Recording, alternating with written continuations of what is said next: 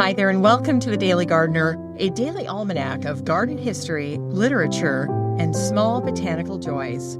I'm Jennifer Ebeling, and today is February 3rd. February is a month that keeps its secrets close. The garden looks quiet now. Beds lie flat.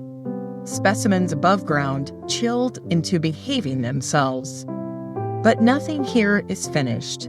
Everything is waiting. Gardens are good at mysteries, with seeds hidden on purpose. Roots busy underground, with plans and plants that don't announce themselves. Here's today's garden history. It was on this day in 1874 that Gertrude Stein was born.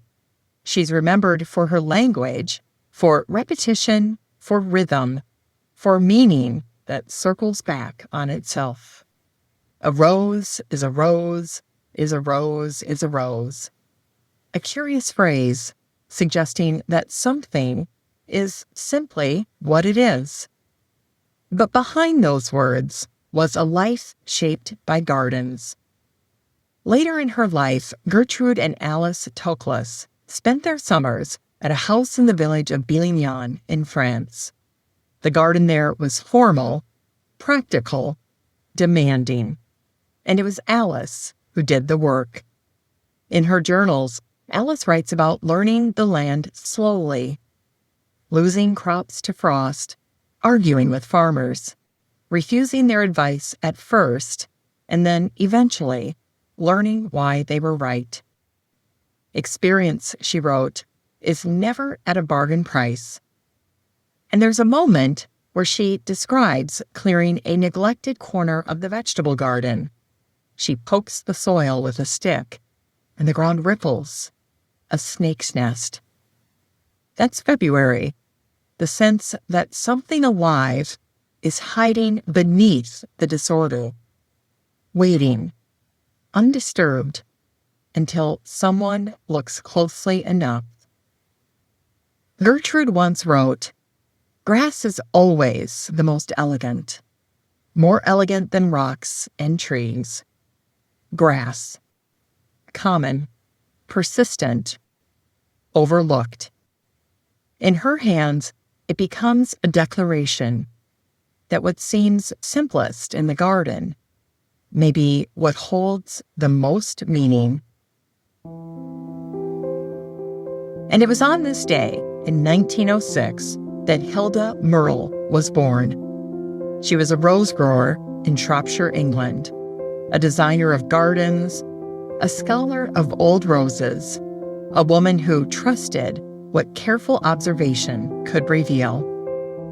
Late in life, Hilda turned her attention to environmental dangers, particularly nuclear power and radioactive waste. She researched patiently, she wrote plainly, she prepared to speak as an ordinary citizen. In 1984, just days before she was scheduled to present her findings at a public inquiry, she was abducted and murdered. The case has never settled easily. Convictions were made, questions remained. Gardeners understand this kind of uncertainty, a perennial that never returns, a harvest lost without explanation, something gone that leaves no tidy ending. We may never fully know what happened to Hilda, but she remains in the rose that carries her name and in the steady regard of those who remember her work and her devotion to the living world.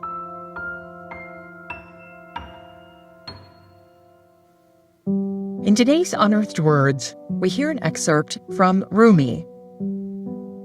"And don't think the garden loses its ecstasy in winter. It's quiet, but the roots are down there, riotous." Gardeners can learn a lot from Rumi, a fellow lover of the natural world. Quiet does not mean empty. Dormant does not mean done. Nature's mysteries are often wrapped in conflicting truths, and February returns us to a question first learned in January. to trust what's hidden, and to wait without needing proof. It's time to grow that garden library with today's book, The In the Garden Trilogy by Nora Roberts. This week is Novels Week. It's fiction all week long, a celebration of cozy, garden-rooted fiction, best read by the fire.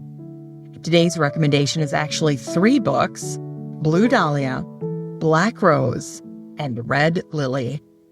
The trilogy unfolds in an old estate nursery in Tennessee. There are greenhouses, propagation benches, and generations of women who have learned to work the land together. And there is a ghost, because gardens remember what buildings alone cannot hold. These books offer stories of love and loss, inheritance and repair, of gardens and gardeners.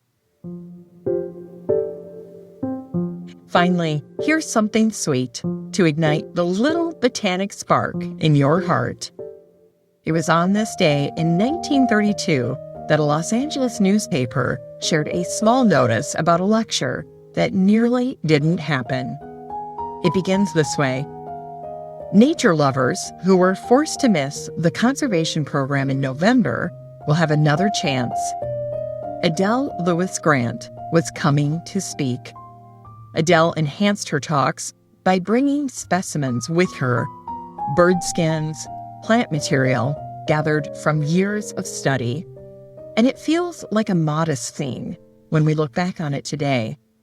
A public meeting room, a small audience, a woman willing to show up despite weather and inconvenience.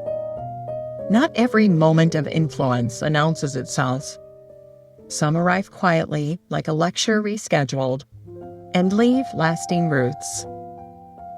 Adele taught at Cornell, USC, and UCLA. She studied monkey flowers, marine life, and birds. She moved easily between disciplines, between fieldwork and teaching, and she helped build a fellowship for women in science, one that still carries her name.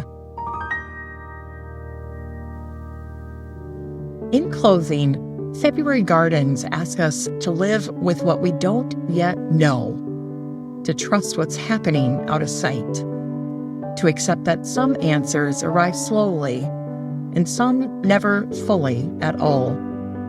Still, the work continues underground, unseen, certain in its own time, even in the shortest month of the year. Thanks for listening to The Daily Gardener, and remember, for a happy, healthy life, garden every day.